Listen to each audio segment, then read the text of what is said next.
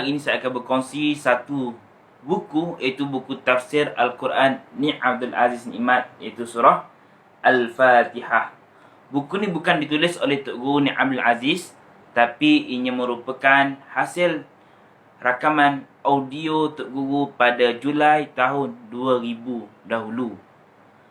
Dan ianya ditulis kembali oleh beberapa orang daripada pertubuhan Alim Rabbani. Mereka mengumpulkan kembali untuk menyebarkan atau mengembangkan ilmu tafsir Tok Guru Ni Abdul Aziz Nikmat ni. Jadi untuk hari ini saya akan berkongsi beberapa perkara, iaitu bagaimana kaedah Tok Guru dalam menafsirkan ayat Al-Quran dan mensyarahkan untuk memberi kefahaman kepada rakyat Kelantan khususnya dengan cara itu sendiri. Yang pertama, Tok Guru tidak terlalu terikat dengan tafsir-tafsir yang lebih hebat, itu tafsir Ibn Katsir, tafsir Tabari, Jalalain dan sebagainya. Tapi Tok Guru menafsirkan dengan bahasa yang lebih mudah. Orang Kelantan kata jejak atas bumi. Maknanya Tok Guru akan terjemahkan, tafsirkan dengan ayat yang lebih simple untuk masyarakat faham. Contohnya dalam ayat Tabbat yada Abi Lahabin wa Tab. Kalau biasa terjemah binasalah kedua tangan Abu Lahab. Tapi kali ini Tok Guru terjemah bahasa mapuh celaka Abu Lahab ni kena bunuh. Tu bahasa Tok Guru, supaya masyarakat Kelantan mudah faham. Yang kedua, Tok Guru menekankan ilmu alat dalam penafsirannya. Contohnya dalam ayat Bismillahirrahmanirrahim.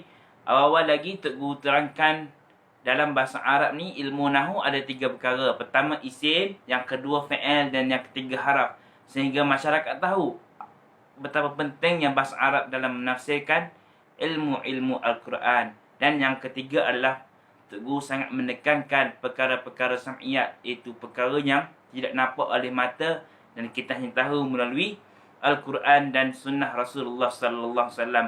Contohnya hari akhirat, kubur, mahsyar dan sebagainya. Tok Guru sangat-sangat menerangkan supaya masyarakat faham apa itu perkara sam'iyat dan mengimaninya dengan baik. Yang keempat, Tok Guru suka membawa perumpamaan, permisalan dan penceritaan untuk menerangkan ayat Al-Quran. Ini seperti mana unjuran khatibun nas ala qadri uqulihim. Jadinya dalam menerangkan ayat ihdinas siratal mustaqim, Tok Guru mengaitkan dengan kisah rombongan pengantin untuk pergi belagak, panggil nyele. Dan yang kedua, menerangkan ayat ghairil maghdubi alaihim waraddallin.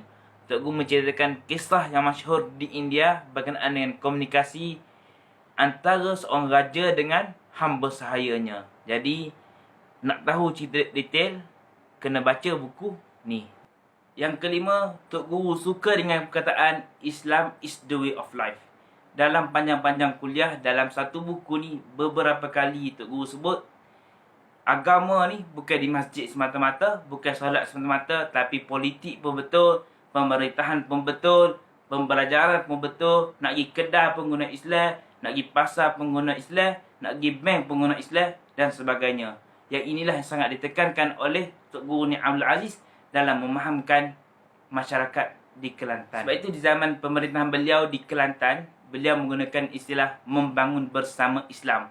Supaya apa? Supaya rakyat faham, masyarakat faham, Islam ini bukan sekadar di balai soh, bukan sekadar di masjid, tapi di kehidupan kita seluruhnya, baik di rumah, baik di kedai, baik di bank dan lain-lain lagi. Setakat itu saja untuk perkongsian saya pada kali ini berkenaan dengan tafsir surah Al-Fatihah, tafsir Al-Quran Ni Abdul Aziz Nikmat, yang insya-Allah dalam bulan hadapan selepas PKP akan keluar satu lagi buku tafsir Al-Quran Ni Abdul Aziz Nikmat, iaitu surah An-Nas, Al-Falaq dan Al-Ikhlas. Jadi tunggukan dan pastikan kita baca untuk memahami Al-Quranul Karim sebelum menghadapi Ramadan pada tahun ini. Assalamualaikum warahmatullahi taala wabarakatuh.